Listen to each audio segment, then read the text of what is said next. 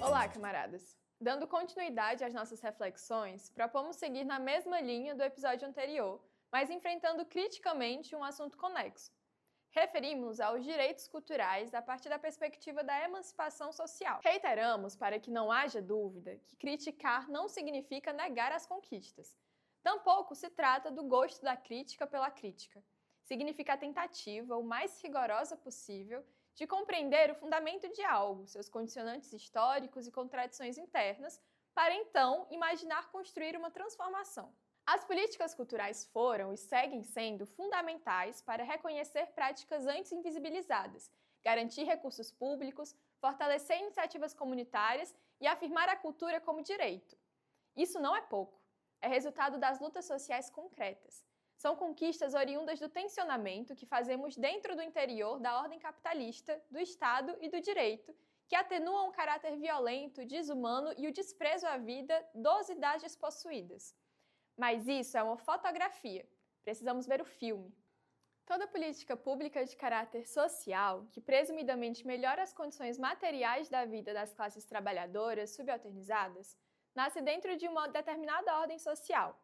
E nessa ordem, na América Latina e Caribe, permanece marcada por uma desigualdade estrutural brutal, um capitalismo dependente e uma concentração de riquezas e poder praticamente inalteradas.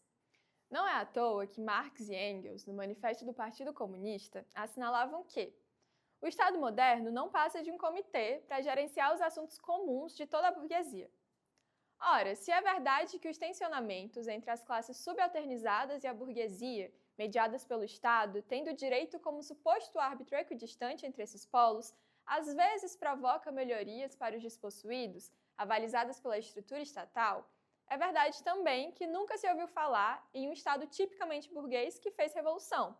Por exemplo, distribuiu terra, máquinas, tecnologias, ou seja, os meios, as condições materiais de produção para quem de fato trabalha, expropriando os patrões. Isso não vimos ainda. Por isso, mesmo políticas progressistas, seja na economia, seja na cultura, carregam uma contradição. Ao mesmo tempo que ampliam direitos, operam dentro de um sistema que permanece produzindo e mantendo as desigualdades continuamente.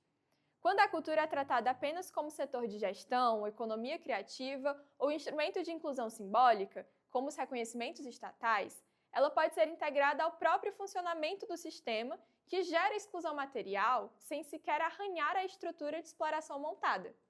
Nesse ponto, a política cultural ou qualquer outra deixa de ser caminho de transformação e passa a funcionar como mediação de desigualdade, como se fosse um mecanismo para atenuar ou controlar o caos provocado pelas contradições do próprio sistema capitalista.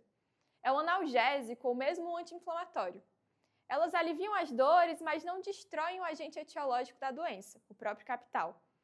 É aqui que a crítica se torna necessária.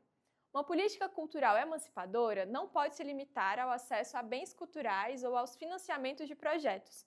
Precisa dialogar com as condições concretas de vida: trabalho, território, moradia, classe social, raça, gênero, natureza, soberania.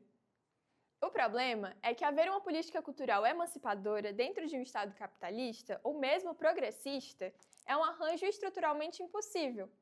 Uma política cultural emancipadora e que revolucione as estruturas de exploração que conhecemos só pode ocorrer nos marcos de um Estado socialista. Avaliamos que essa compreensão é fundamental para não cairmos no conto do vigário, de que ter políticas públicas assim ou assado, super inclusivas, é o fim que buscamos. Não é e não pode ser. Crer nisso é se deixar capturar pela armadilha do sistema. E isso não quer dizer que essas lutas e conquistas são desimportantes. Não são. São lutas do aqui e do agora. São direitos que precisam ser conquistados para garantir melhores condições de vida para os assalariados, desempregados, desalentados e empobrecidos de todos os gêneros, sexualidades, raças e territórios. Mas sem titubear sobre as lutas do agora, não podemos esquecer das lutas de sempre. Das lutas dos que vieram antes e certamente das nossas e nossos filhos e filhas. A luta contra esse sistema que normaliza e legaliza a desigualdade e que pune os que se revoltam contra ela.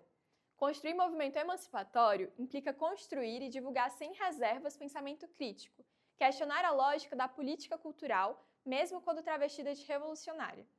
Mesmo quando repleta de fraseologias imateriais, inverossímeis, fantasiosas ou aduladoras das nossas carências. A cultura é um campo de disputa. Disputa de sentidos, memória e futuro. Disputa de hegemonia.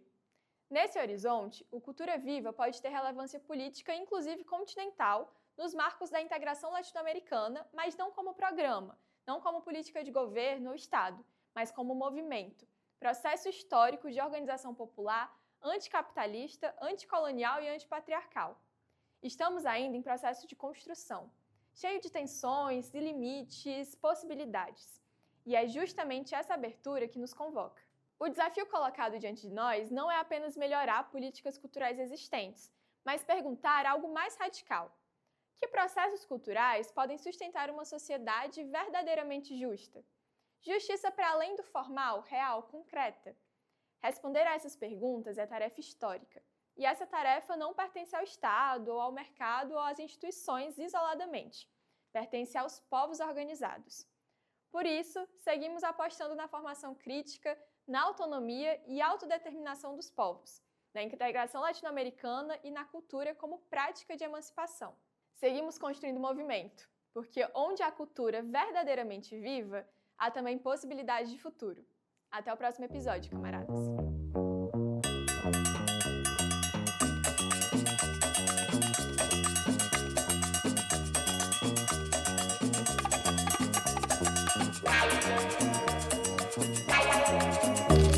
Wow.